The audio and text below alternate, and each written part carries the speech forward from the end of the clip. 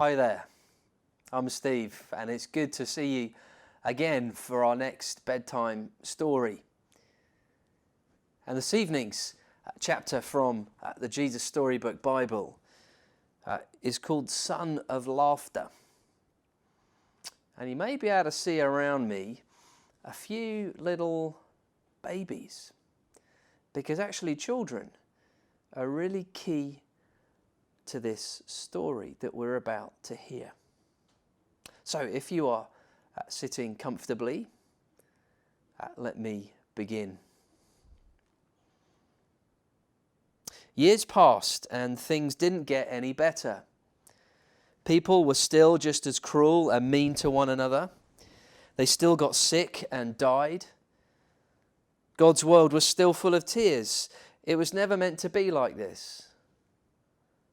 But God was getting ready to do something about it.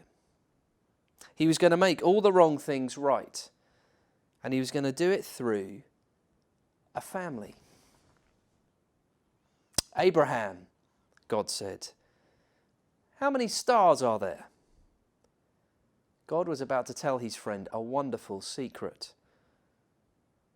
Let me see, Abraham said, rolling up his sleeves. Let me see. But have you ever tried counting stars? Then you know how hard it is.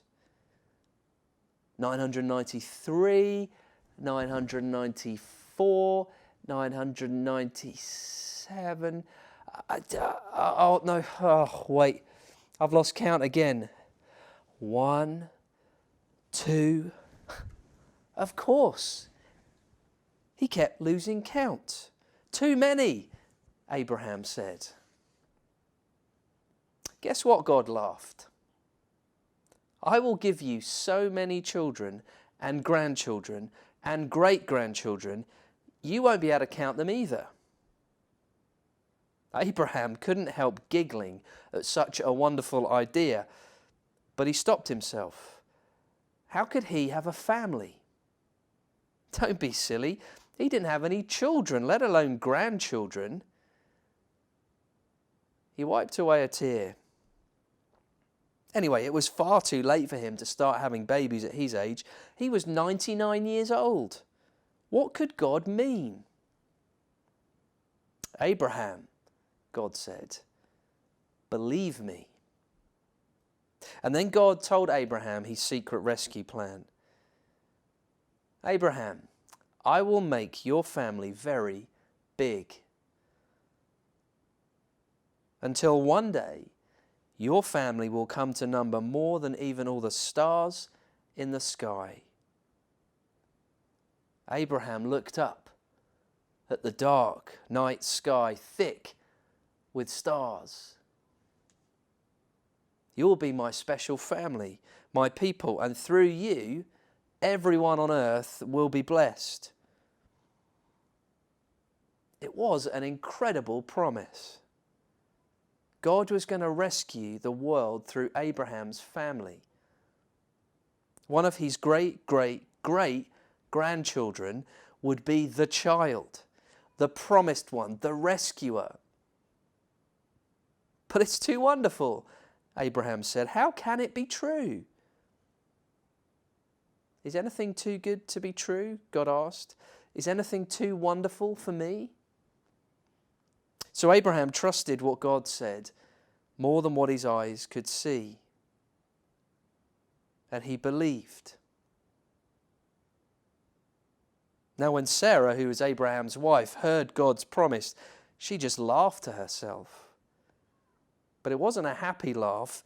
It had tears in it. You see, she'd always wanted a baby. Could her dream possibly come true? Could she really have a baby when she was 90 years old? No, of course not. Don't be silly. It was far too late. Sarah didn't believe God could do what he promised. She'd forgotten that when God says something, it's as good as done. Of course, it was as easy for God to give her a baby son as it was for him to make all the stars in the sky. Well, sure enough, 9 months later, just as God had promised, Sarah gave birth to a baby boy. They named him Isaac, which means son of laughter. I wonder whether any of you listening are called Isaac. And Sarah laughed, but this time it was a glorious, happy laugh, because her dream had come true. God would do as he promised. He would always look after Abraham's family, his special people. And one day God would send another baby. A baby promised to a girl who didn't even have a husband. But this baby would bring laughter to the whole world. This baby would be everyone's dream come true.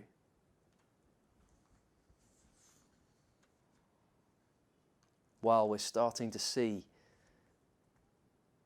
the beginning of God's great plan of rescue. So do tune in tomorrow to see and hear the next installment. But for now, let me wish you a good night. It's a good night from Armand here as well. Have a lovely sleep and see you tomorrow.